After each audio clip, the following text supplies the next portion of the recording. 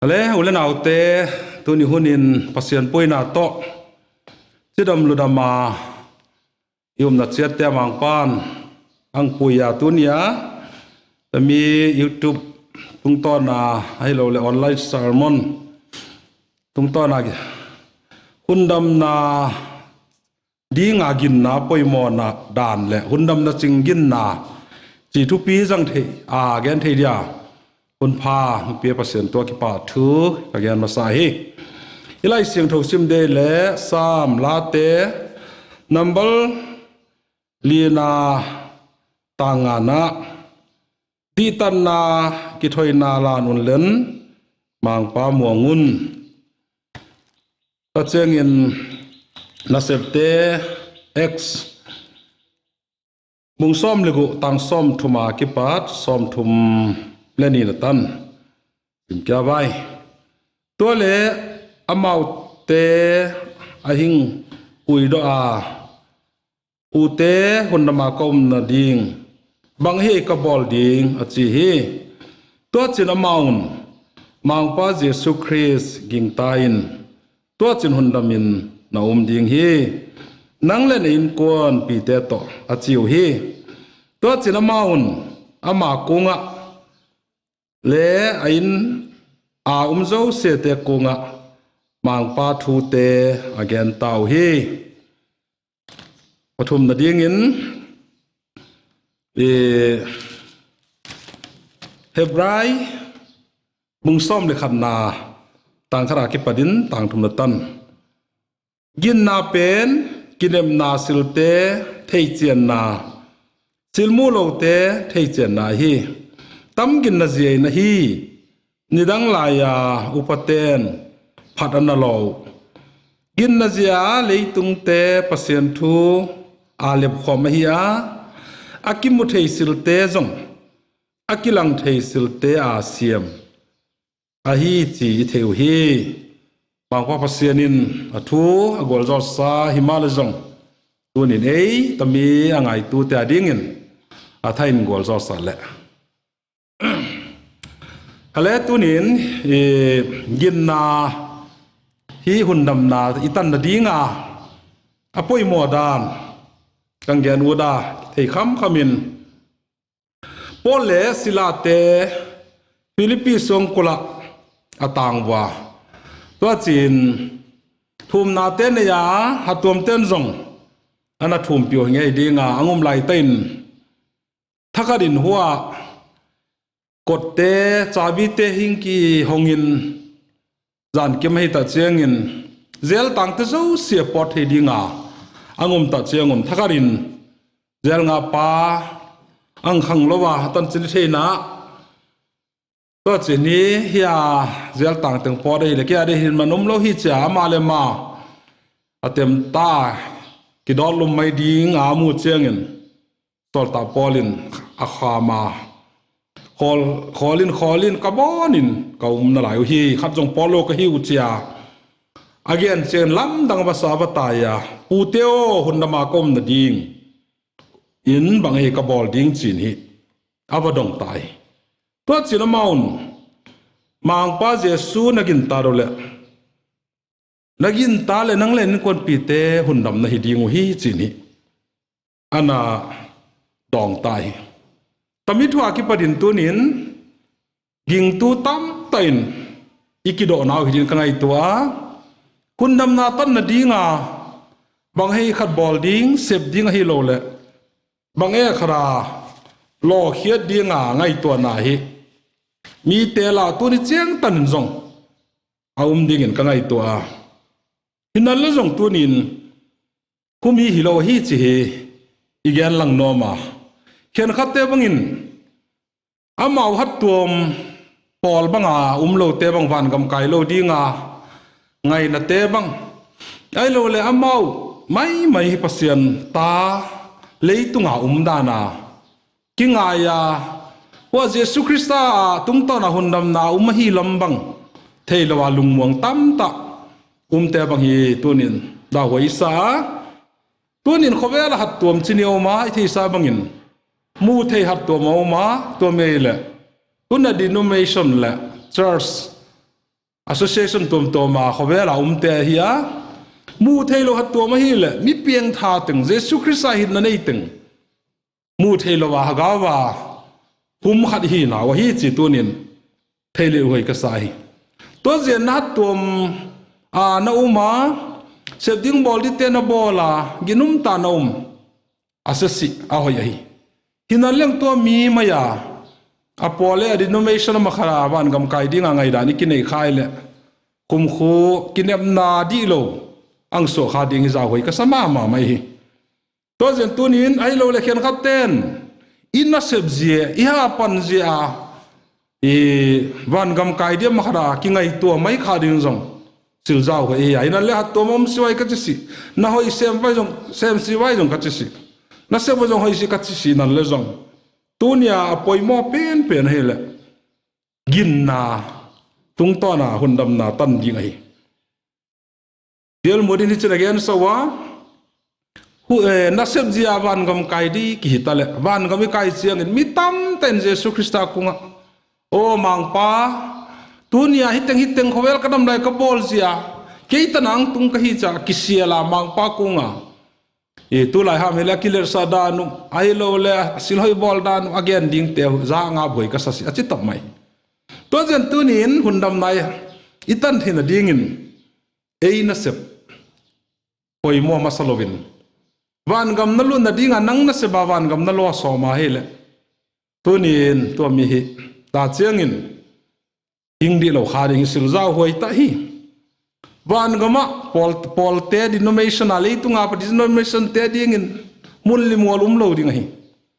koi ta dom de chela jesu christa hin na tang te chak mu thelo hat to mi gen te na ding hi van gam ki chi chia thain thelu hoi ka sa ai le tunin ginna ki chi hi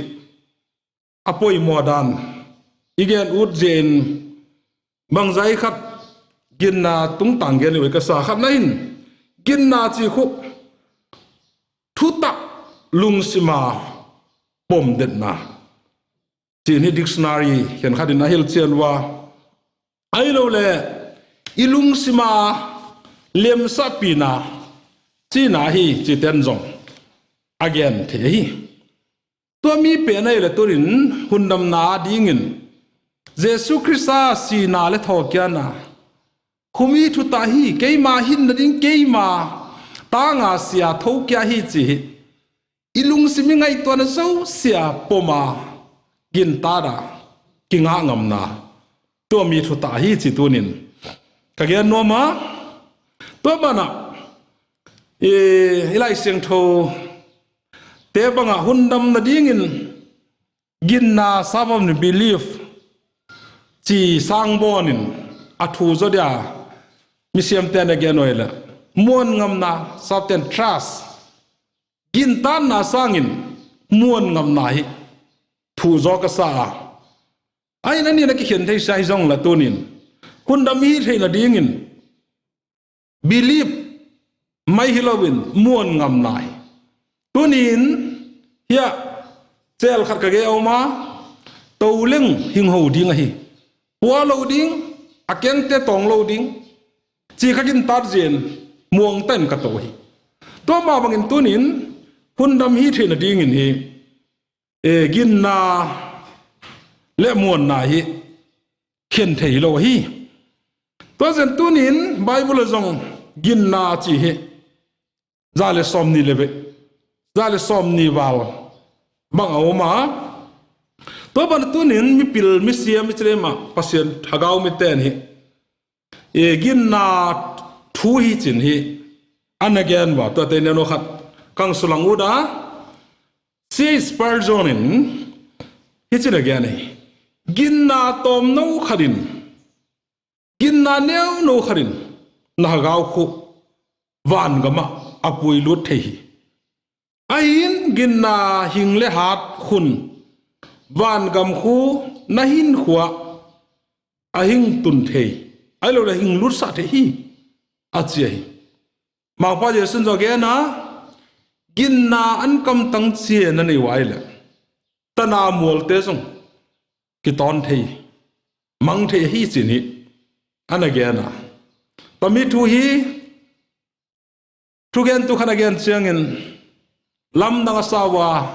azatu ten ya mol pi khu mo bang chana gin na neu nu khajia ki ton mangding chin hi lam dang satain angai to wa athu mo ke chi ale bang chinang ki sumang e chaile anungin rel lam pi ding in ang ki bola wa mol hu phu wanga nga ya phu se nga ya to mi athum na gao jong hi mai ai to bangin jong gin na in hi e na se phedan ka ge nom na hi ya to bana na than yel all son in is ge na nagin na tan tana na gao din mun aum ding hi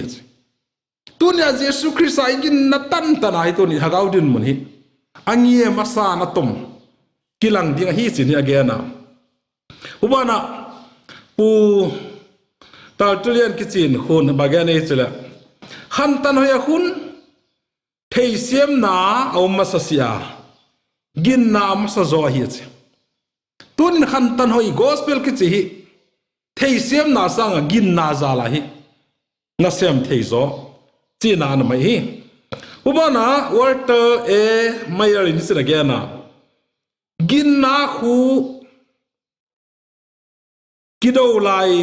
gin na khu kachina kido lai hu na dingin muon na hiya gin na khu lung kham lain hamuan na ki pa nang pe tua hiya han lo lain han nang pe tua hiya miel le buai lain wa nang pe tua hi chini anaga ni tun hi teng ta mau gen te hi tunia en igen gin na naran te hiloven gin na ta Jesu Christa ale pasien gin tan na tung to na gin nai na sep thedan again na hi chi tonin thelu he ka sa to bana gin na chi tuam ana uma gin na atalo wa khem chi hi aum kyai gin na ta lo leitung silte zong tunin hi a khem hi aum thei zela esan ringin sum angsia sum thang ki bolai le hakhat hani zawin asum takibang sum khem hi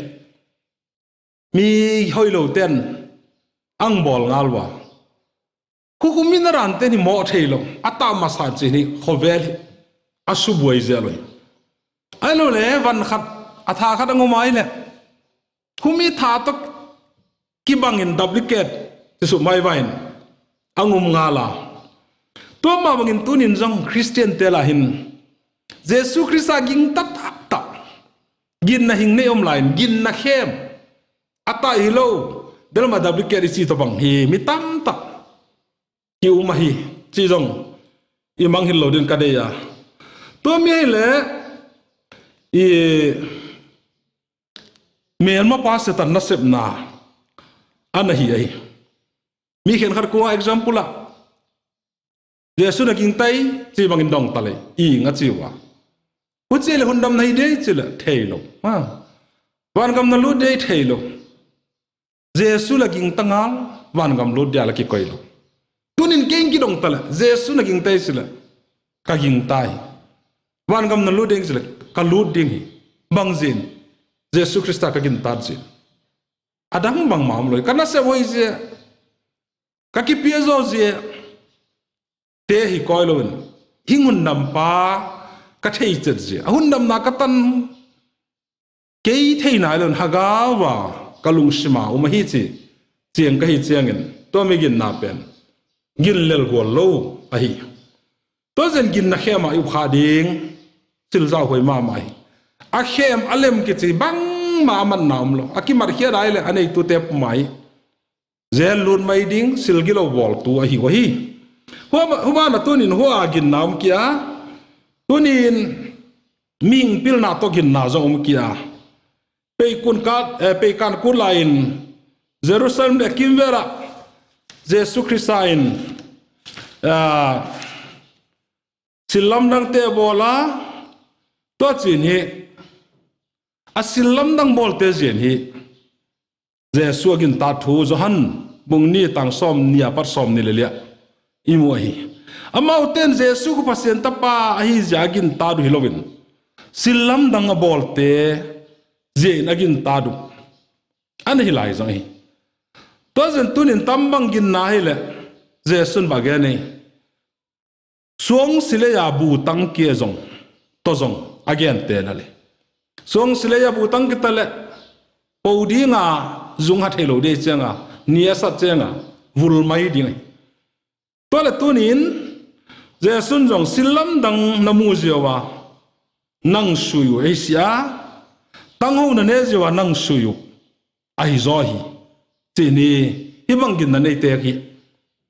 an ho sei tu la in zo mi tam ta in Christian hi na zeu u hi le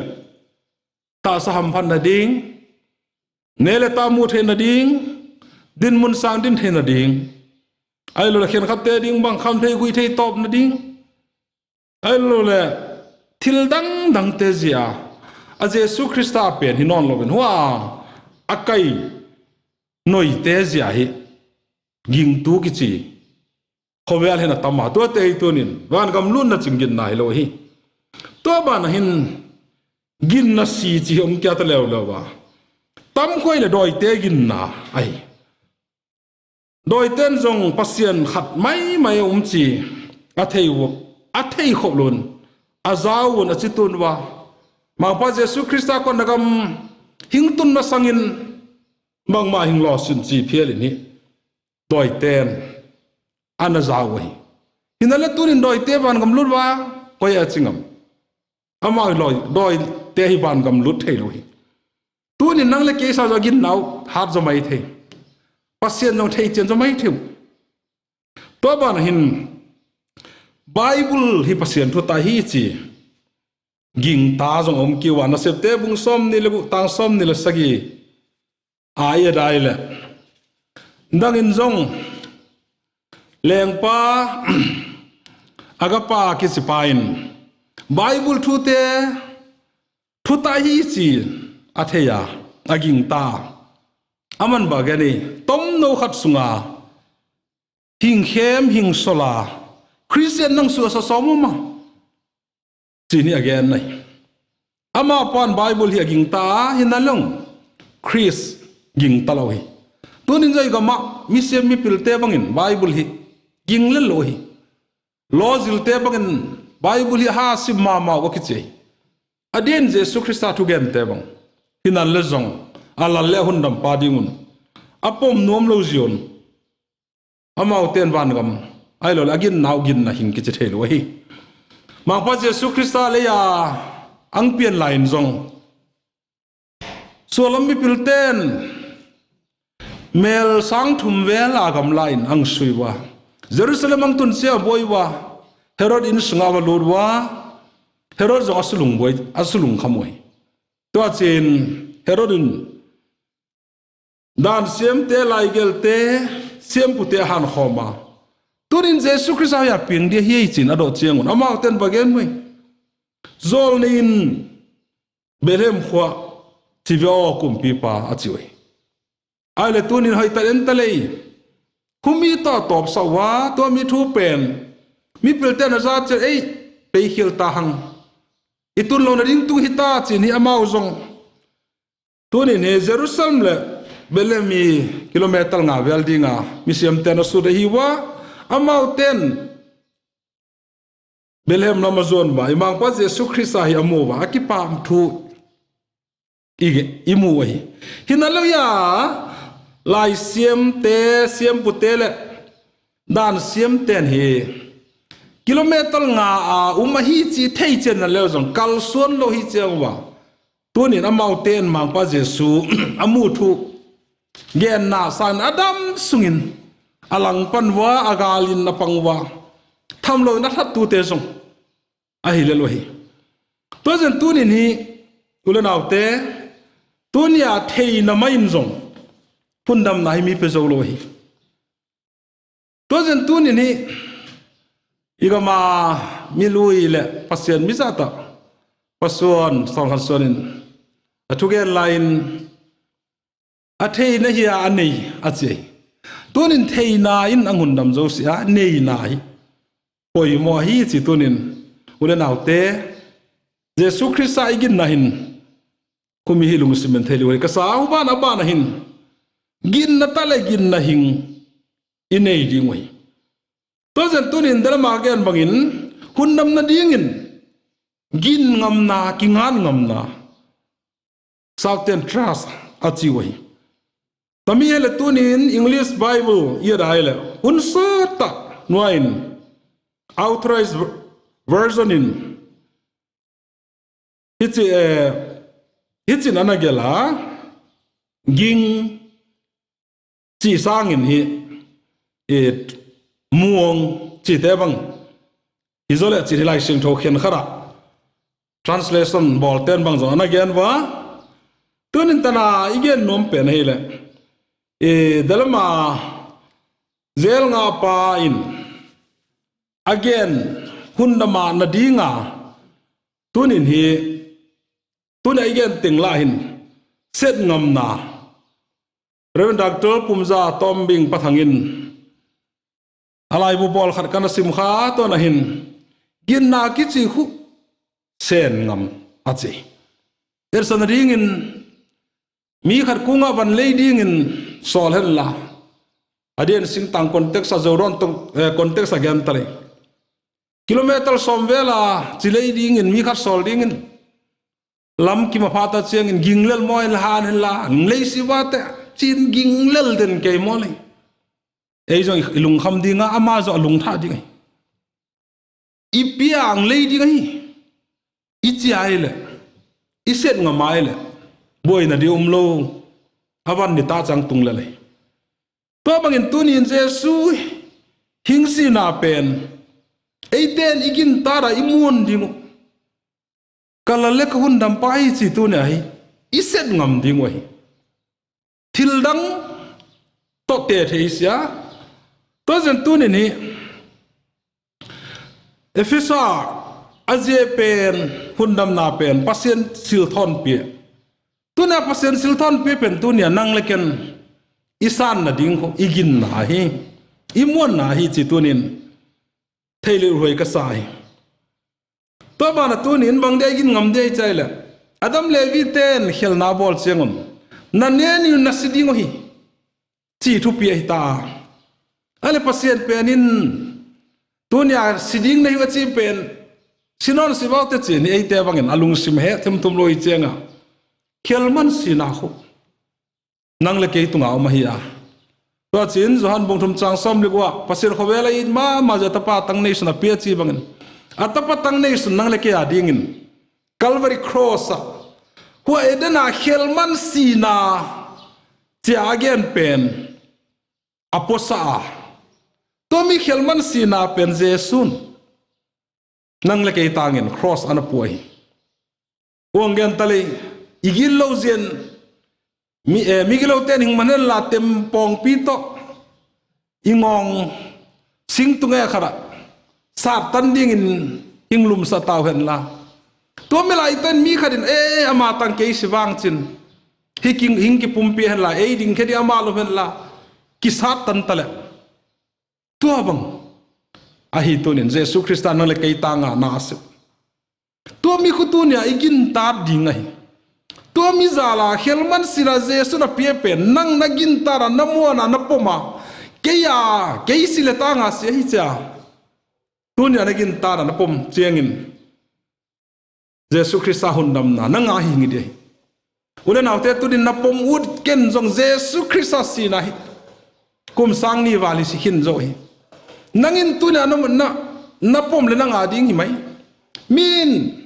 asis zo zong baraba bang ama tanga na si keita sia hi che thei tin tena Jesu Christa cross asi lai ta hundam na tang tela age ya umpan Jesu Christa pasien ta pa hi che thea aging ta tonin ka kuma paradisa nom di hechi tomi zoven Jesu Christa si na ding muna baraba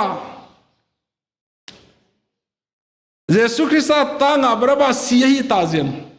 barabain jong Jesus sin lam dang sa o ke tang in mo ma si lam dang ne chin hi ulen autte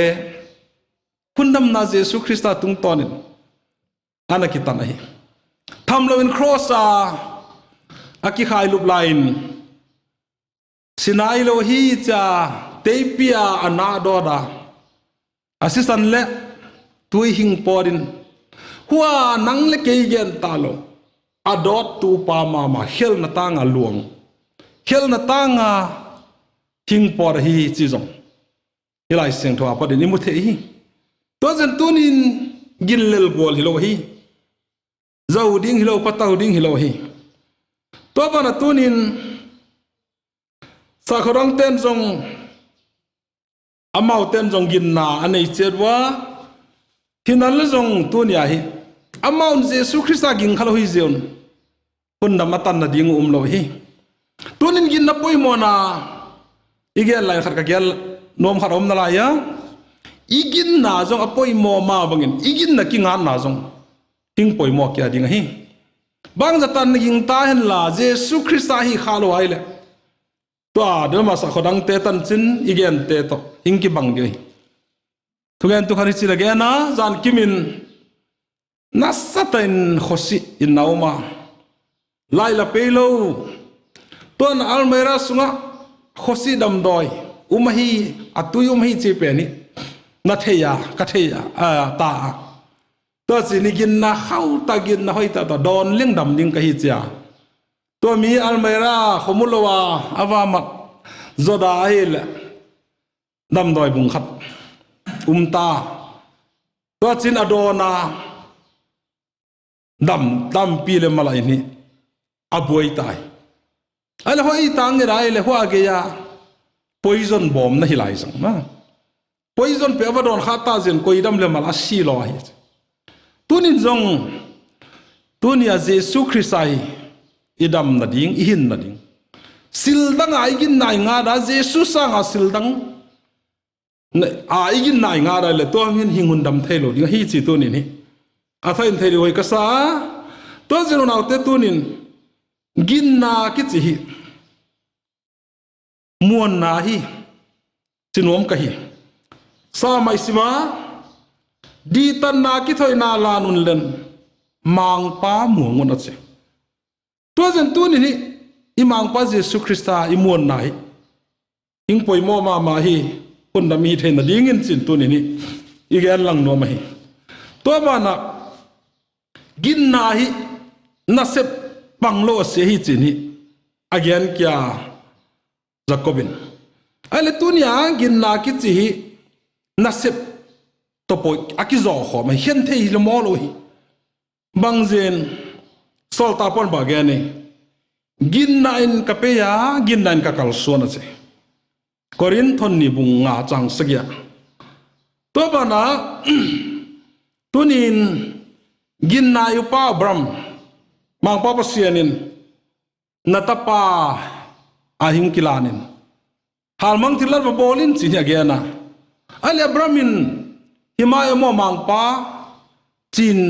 kalson lo ta mole po agin na pe ni gin na ching thelo de ya po chele mang pa ki panwang chini jing kala thoba ya atapa apuya to chin hi moria tanga halmang thilla dingin akan toma khuazo beisa temala adot lum da kisa che mangpan abram khu agin nai gin nakta ta hi che da che khut anatu sa abram nanualam enin achi chengin ama tangin pasianin kel tal khat leima apia tunin pasien ngain agin na pen pekheta sitan a jong khosalwa gin na ne hi ta jen pasien in hi to mi kho gin na hing gin na na set to kalson khom to ma banga to ne gin na chawilo din igin na tung to na hin khoi pasien ko ngai pia hian na hi tunin gin na tak tak gin na hinga hi chi tunin hi igen lang no ma ba na tunin a chian sem na dingin akigen min thang ma ni dang lai in huna hiya US le Canada kigin na khan nilgara lui gom lian pi khari che call ki kalen tui phone hi au mai to mi le asan dan yan dan tom ma metal zal som sagi hi tin hi akigena to bana to mi mual ki kala hin sia khau in chilia in chithum ka china lian khadi ki khunga toile fit sangle zakhada sawahia to mi sia khau khu sarka siam Charles Bloring ki chipa khun ni khat zui ding chi thui angki than siang in gam china ki pan su mai wain mi tam ta ang pe khom wa to mi le zun ni som thum sang kha jaget som nga le so sang kha jaget som nga le ko chi polo ma ai lo khen khadin atua ma hi ani ki bang lon zo again ani apoi mos to chi ni to mi pe nai le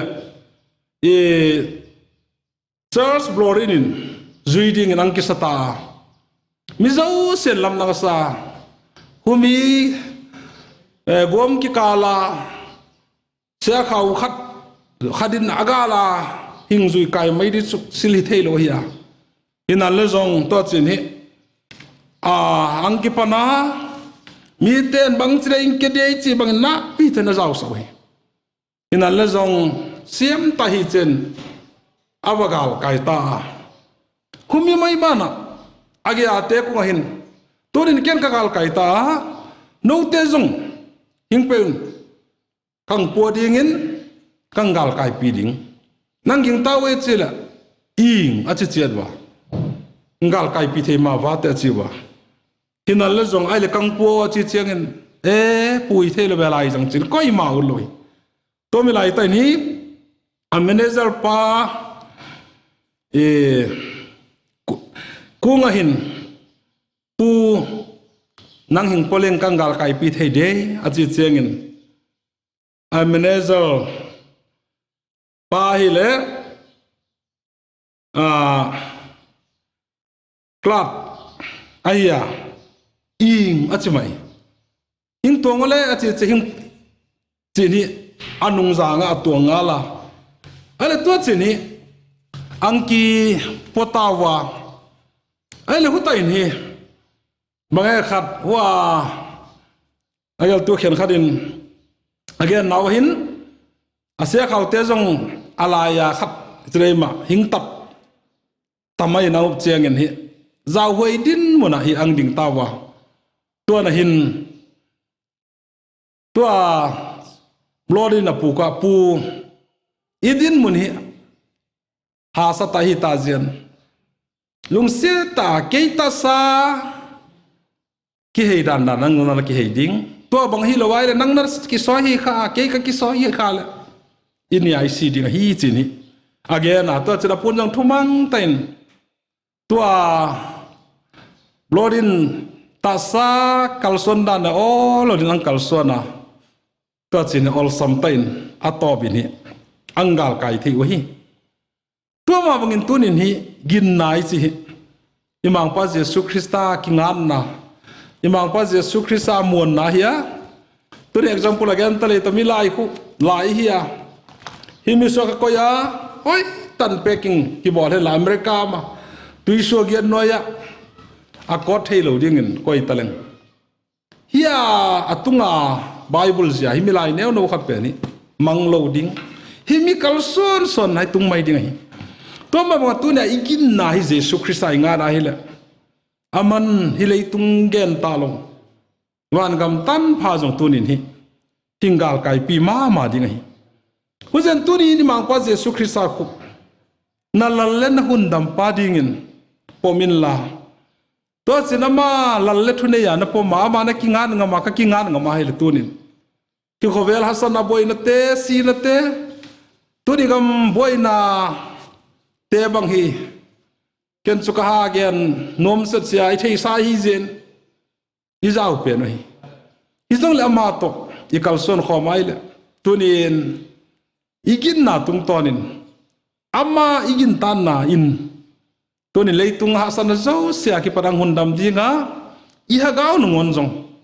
hingun dam dinga hi to zen nagin na thein la nagin na kivel chen la